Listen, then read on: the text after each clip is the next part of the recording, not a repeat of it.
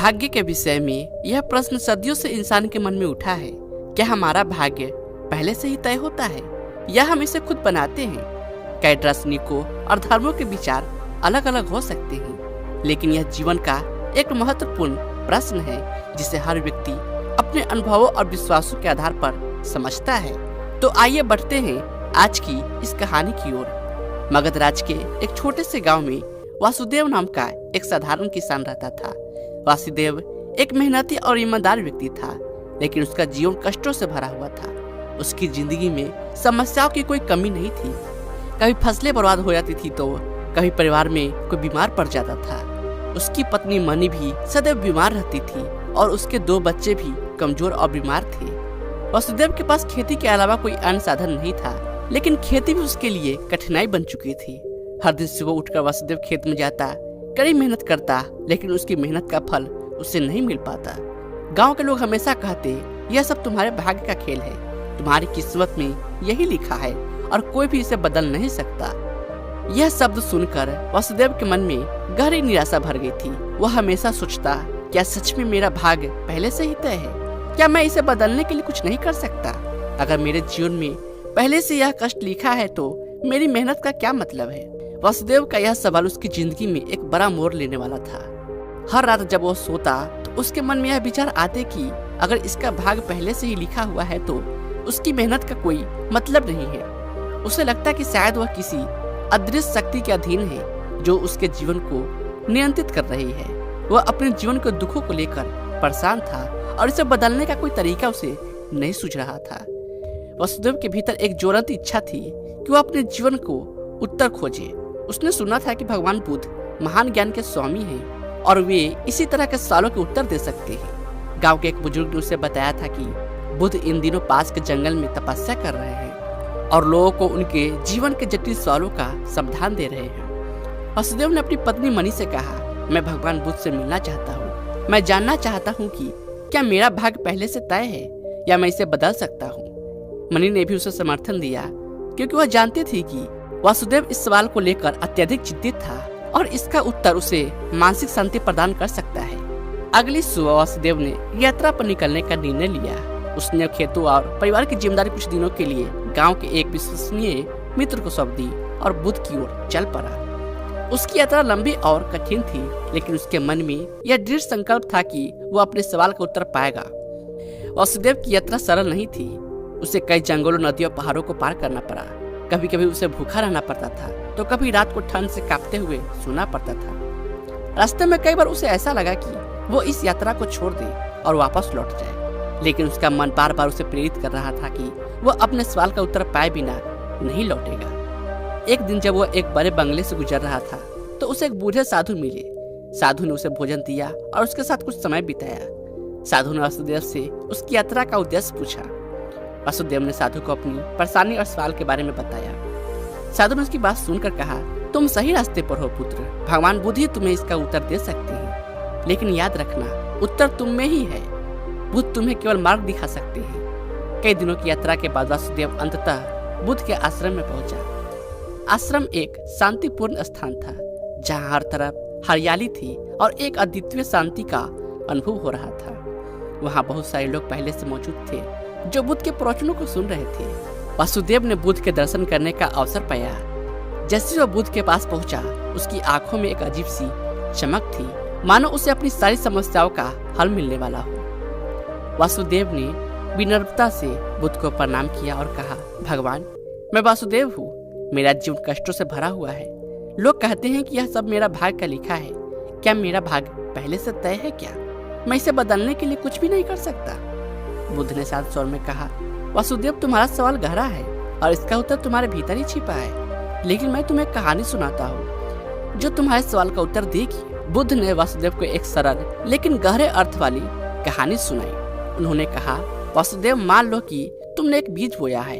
अब यह बीज एक पौधा बनेगा और फिर एक बड़ा वृक्ष, लेकिन यह वृक्ष कैसे होगा यह इस बात पर निर्भर करता है कि उसे कितना पानी, सूरज की रोशनी और देखभाल मिलती है। अगर बीज को सही समय पर पानी मिलता है तो वह मजबूत वृक्ष बनेगा, अगर नहीं तो वो सूख जाएगा। तुम्हारा भाग्य भी इसी तरह से काम करता है। तुम्हारे पूर्व जन्मों के कर्म बीज के समान है। और तुम्हारे वर्तमान कर्म ही उसमें पानी और पोषण देने वाले तत्व है। वसुदेव ने बुद्ध की इस कहानी को ध्यान से सुना, लेकिन वह अब भी अपने सवाल का पूरा उत्तर नहीं पा सका था। उसने सोचा कि क्या उसके कर्म वास्तव में उसका भाग बदल सकते हैं। वसुदेव के सवाल के उत्तर की ओर अधिक स्पष्ट करते हुए बुद्ध ने कहा, भाग्य और कर्म एक दूसरे से जुड़े हुए हैं। भाग्य वह है जो तुम्हारे पिछले कर्मों का परिणाम है, लेकिन याद रखना यह पत्थर की लकीर नहीं है। तुम्हारे वर्तमान कर्म तुम्हारे भविष्य का निर्माण कर सकते हैं। अगर तुम सही दिशा में कर्म करोगे तो तुम्हारे जीवन में बदलाव अवश्य आएगा। बुद्ध ने एक और उदाहरण दिया। मान लो कि तुम्हारे पास एक नाव है और वह नाव नदी की धारा में बह रही है। तुम्हारा भाग उस धारा के समान है जो तुम्हें दिशा में ले जा रही है, लेकिन तुम्हारे पास चप्पू है और तुम्हारे कर्म वे चप्पू है जो तुम्हें धारा की विपरीत दिशा में ले जा सकते हैं। वासुदेव अब कुछ हद तक समझ चुका था कि कर्म और भाग कैसे आपस में जुड़े हुए हैं, लेकिन उसके मन में अब एक और सवाल उभर रहा था। उसने बुद्ध से पूछा, भगवान, अगर कर्म ही हमारा भाग बनाते हैं तो क्या इसका मतलब यह है कि जो भी मेरे साथ अभी हो रहा है वह मेरे पूर्व कर्मों का ही फल है? और अगर मैं आज से अच्छे कर्म करना शुरू कर दूं तो क्या इससे मेरा भाग तुरंत बदल जाएगा? बुद्ध मुस्कुराया उत्तर दिया, वासुदेव, यह महत्वपूर्ण है कि तुम वर्तमान के महत्व को समझो। तुम्हारा वर्तमान कर्म तुम्हारे भविष्य को गढ़ता है, लेकिन यह प्रक्रिया धीरे धीरे होती है। जैसे एक बीज से वृक्ष बनने में समय लगता है, तुम्हारे पिछले कर्मों के परिणाम को बदलने के लिए धैर्य और निरंतरता की आवश्यकता होती है। यह मत सोचो कि तुम्हारे जीवन में बदलाव तुरंत आ जाएगा। सही कर्म करने से जीवन की दिशा अवश्य बदलती है, लेकिन उसका फल धीरे धीरे आता है। फिर बुद्ध ने एक और कहानी सुनाई। एक किसान ने अपने खेत में बीज बोए। पहले साल बारिश न होने के कारण फसलें नहीं उग पाई। किसान निराश हो गया और सोचा कि यह उसका भाग है, लेकिन उसने हार नहीं मानी। अगले साल उसने फिर से बीज बोए और इस बार बारिश सही समय पर हुई। उसकी मेहनत रंग लाई, उसे अच्छी फसल मिली।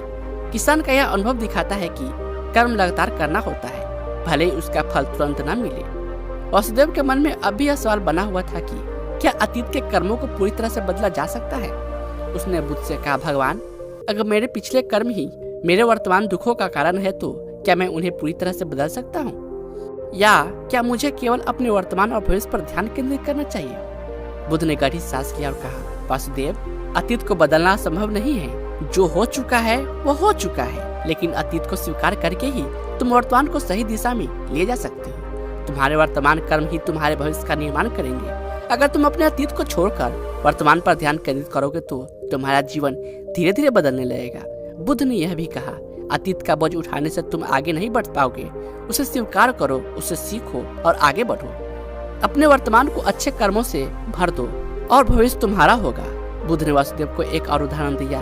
एक समय की बात है, एक राजा अपने राज्य में बहुत खुशहाल जीवन जी रहा था, लेकिन एक दिन उसे पता चला कि राज्य में एक गरीब ब्राह्मण है जो बहुत कष्ट में जी रहा है। राजा ने उसे अपने दरबार में बुलाया और पूछा, तुम इतने कष्ट में क्यों हो? ब्राह्मण ने उत्तर दिया, राजा, यह मेरे भाग्य का खेल है। मैं कितना भी परिश्रम करूं, लेकिन मेरा भाग मुझे इस गरीबी से बाहर नहीं निकलने देता। राजा ने हंसकर कहा, तुम्हारा भाग तुम्हारे पिछले कर्मों का परिणाम हो सकता है, लेकिन तुम्हारे भविष्य का निर्माण तुम्हारे वर्तमान कर्मों से होगा। अगर तुम आज से ही सही दिशा में कर्म करोगे तो तुम्हारा भविष्य अवश्य बदल जाएगा। राजा ने ब्राह्मण को कुछ मदद दी और उसे अपने जीवन में अच्छे कर्म करने के लिए प्रेरित किया। धीरे धीरे ब्राह्मण ने मेहनत करनी शुरू की और कुछ सालों के बाद उसका जीवन पूरी तरह से बदल गया। वह गरीबी से बाहर आ गया और एक समृद्ध जीवन जीने लगा। बुद्ध की बातों ने वासुदेव के मन में एक नई रोशनी जगा दी। उसने महसूस किया कि भाग्य कोई ऐसी चीज नहीं है जो अस्थायी हो और जिसे बदला न जा सके। यह उसके कर्मों का परिणाम था और अगर वह अपने कर्मों में बदलाव करेगा तो उसका जीवन भी बदल सकता है। वासुदेव अब समझ चुका था कि उसे अपने अतीत के कर्मों को स्वीकार करना होगा और अपने वर्तमान पर ध्यान केंद्रित करना होगा। उसने बुद्ध से कहा, भगवान, मैं अब समझ चुका हूँ कि मेरा भाग मेरे ही हाथों में है। मैं अपने कर्मों को बदलकर अपने जीवन को एक नई दिशा दे सकता हूँ। बुद्ध ने उसे आशीर्वाद दिया और कहा, सही रास्ते पर चलने वालों को कभी निराशा नहीं होनी चाहिए। जीवन में जो कुछ भी होता है वो हमारे कर्मों का ही परिणाम होता है। अगर हम सही दिशा में कर्म करेंगे तो हमारा भविष्य अवश्य उज्जवल होगा। वासुदेव बुद्ध से विदा लेकर अपने गाँव की ओर चल पड़ा। अब उसके मन में एक नई ऊर्जा थी और उससे यह विश्वास हो चुका था कि उसके जीवन में जो भी कष्ट है वे अतीत के कर्मों का फल है, लेकिन वह अपने कर्मों से अपने भविष्य को बदल सकता है। गांव में लौटकर वासुदेव ने अपने जीवन में बदलाव की शुरुआत की। उसने खेती में और भी अधिक मेहनत की अपने परिवार के प्रति और भी अधिक जिम्मेदारी से पेश आया और अपने व्यवहार में संयम और धैर्य को अपनाया। धीरे धीरे उसके जीवन में सकारात्मक बदलाव आने लगे।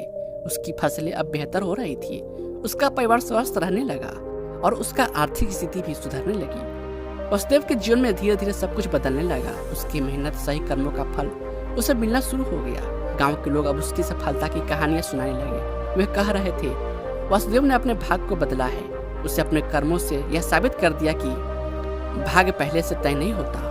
वसुदेव के जीवन का यह बदलाव उसे और भी प्रेरित करता रहा और वह हर दिन अपने जीवन को और बेहतर बनाने में जुटा रहा। उसने यह भी समझा कि जीवन में धैर्य का महत्व कितना बड़ा है। समय के साथ वसुदेव गांव के सबसे सफल व्यक्तियों में से एक बन गया। वसुदेव एक दिन फिर बुद्ध के पास गया और उन्होंने धन्यवाद दिया। उसने कहा, भगवान, आपने मुझे सिखाया कि भाग्य और कर्म आपस में जुड़े हुए हैं। आपने मुझे दिखाया कि अगर हम सही दिशा में कर्म करें तो हमारा भविष्य बदल सकता है। मैं अब समझ चुका हूँ कि भाग्य कोई अस्थायी चीज नहीं है और हमें अपने कर्मों पर ध्यान देना चाहिए। बुद्ध ने मुस्कुराते हुए उत्तर दिया, वसुदेव, तुम्हें अब यह समझ आ गया है कि जीवन का सारा खेल कर्मों का है। भाग्य का लिखा हमारे पिछले कर्मों का परिणाम है, लेकिन हमारे वर्तमान कर्म ही हमारे भविष्य को तय करेंगे। जीवन में कभी निराश मत होना, क्योंकि तुम्हारे कर्म ही तुम्हारे सबसे बड़े साथी है। वसुदेव अब पूरी तरह से आत्मनिर्भर और आत्मविश्वासी बन चुका था। उसने यह समझ लिया था कि जीवन में कोई भी चीज अस्थायी नहीं होती और हमारे कर्म ही हमें हमारे भविष्य की ओर ले जाते हैं। उसने बुद्ध के सिखाए गए मार्ग को अपने जीवन में उतारा और अपने जीवन में सुख और शांति का अनुभव किया। इस कथा का संदेश यही है कि हमारा भाग्य पहले से तय नहीं होता। हमारे कर्म ही हमारे भविष्य का निर्माण करते हैं और अगर हम सही दिशा में कर्म करेंगे तो हम अपने जीवन में सुख और समृद्धि प्राप्त कर सकते हैं। जीवन में कभी हार ना माने, क्योंकि आपके कर्म ही आपके भाग्य को बदल सकते हैं। तो दोस्तों, अगर आपको हमारी कहानी अच्छी लगती है तो हमारे चैनल को सब्सक्राइब कीजिए, ताकि हर एक ऐसी कहानी सबसे पहले आप तक पहुंच सके। धन्यवाद।